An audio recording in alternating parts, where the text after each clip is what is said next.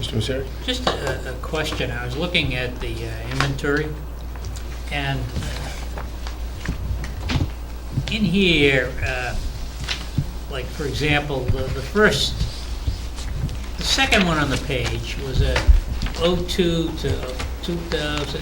Well, I guess it's number 2007 Ford 500, and it says total maintenance cost $39,203.22.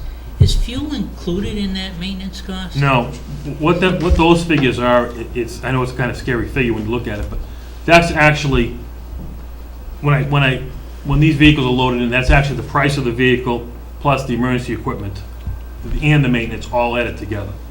So it's just a number. Well, you have total maintenance and then you have grand total cost. They're the same number. Yeah, that's just not trying to broken out. That's understand. just basically a data entry issue. It's just, we're trying to track if you look at some of the other vehicles, maybe on page 3, you can see different numbers on like car 18, you'll see a maintenance cost, a major repair cost, grand total cost, they're all different. So in that particular vehicle, that was just a data entry issue. And when you look at the major repair cost, that is the initial upfit of the vehicle as well. To upfit a vehicle, depending on the vehicle and what it's used for, could be upwards of $8,000 or $9,000 for the emergency equipment in the car. So that's why we want to track everything we possibly can. Mr. Monsieur, just to follow up on that, the town administrator had asked me for an inventory. The way our internal system prints these out, essentially I just wanted the top 5 lines, not the cost.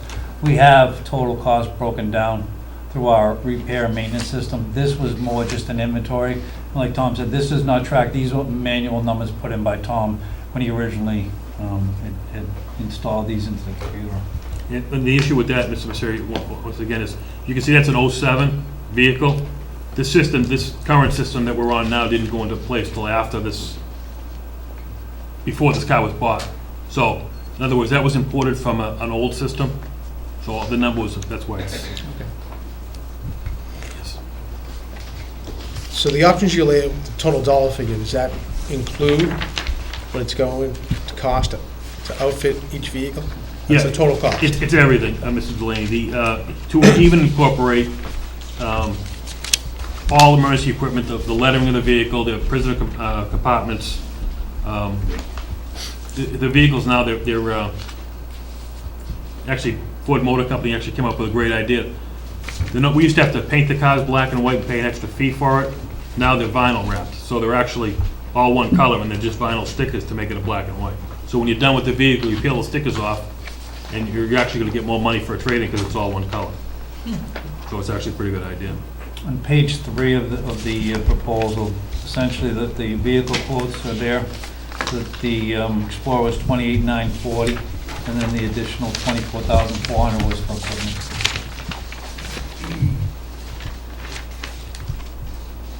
And everything you see would be everything needed to put that car on the road, including, laptop mounts, laptop computers, all emergency-related equipment that's not retrofitted from old cars, because nothing will fit. There's a question from Mrs. Herbert. Yeah, I have a question for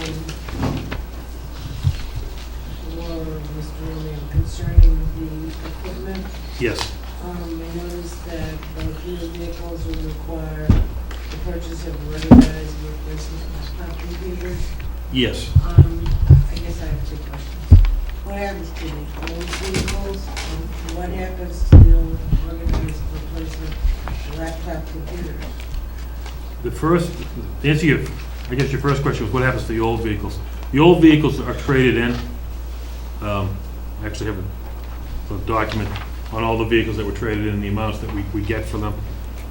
Traditionally, we don't get that much for them once they've reached that lifespan of 5 years.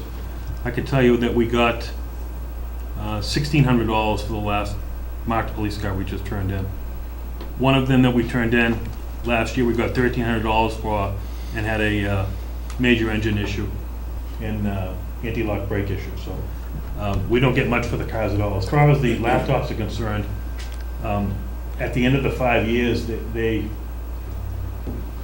have also pretty much exceeded their lifespan. I'm not a really computer guy, I think Jane could probably speak more to this with working with Joe, but So the cars in the computer. we have cars in service now. Wear out about Yeah, we have, well, I don't know about that, but we have cars in service now that don't have computers at all. Okay, Some of our line cars because the computers broke. okay. So the thought process was to buy the computers when the cars are new, Mhm. keep it with that car for the life of the car, and then reevaluate that trade-in. Okay. Anything else? I have a question. Mr. Fode? Lieutenant, based on the inventory you sent, I'm counting 16 vehicles you guys have. Is that, Yes and no. I'll just clarify that a little bit. One of the vehicles is assigned to animal control, although it does have a dual use, but that's part of our fleet as well, but it's not, I mean, it's assigned to the police department, but it's not I understand. per se one of our vehicles. And the other vehicle, one of the other vehicles on our fleet is assigned to the town manager. Right, but that said, there's 16 vehicles that you guys, that come under your purview, and you're responsible for making sure they get taken care of and replaced when they need to be replaced. I mean, Essentially, Yeah. yes. if the TA needed a new vehicle, you guys would put it in. This is new since 2011, so it's new to us. We've registered the vehicle. We haven't maintained it. That comes out of another budget, so we don't have any maintenance costs associated with Okay. it, other than just registering the vehicle. No maintenance at all. I'm counting at least 6 that are at least 5 years or more. I don't believe that's right.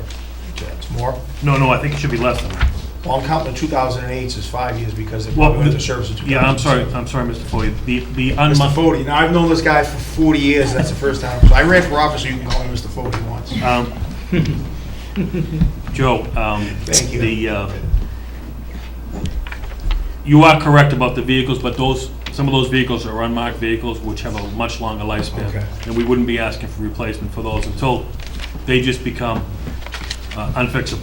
We run them to the ground.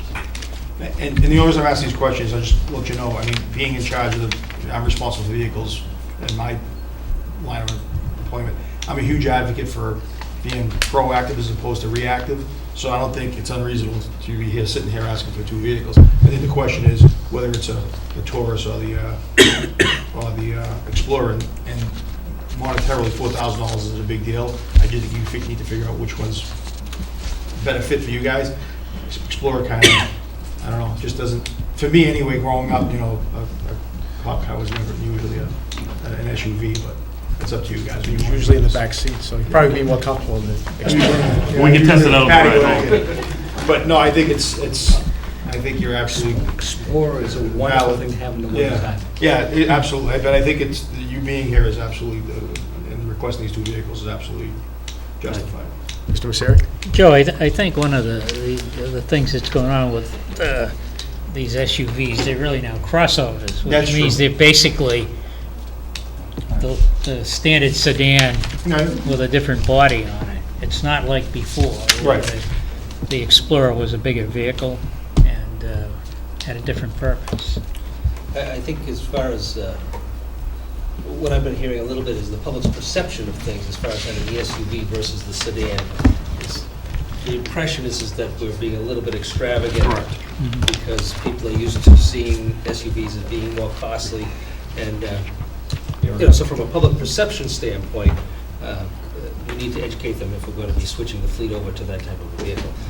There's no doubt, and based upon what you've said, from a mileage standpoint, it's insignificant. Right. And then it just comes down to the utilitarian use of it and what works best for the department. So, that being said, all I know is what I've heard since the SUVs have been out on the road, like, whoa, what do we need SUVs for, you know? But, so I think it's important that we get that information out and that the public perception become a little bit, educate the public a little bit more so that they understand. And from a dollars and cents standpoint, it isn't a lot of more money, and from an operational standpoint, it's not costing us any more to operate them or maintain them. So I think that's a hurdle we can get over. And it really does justify purchasing them.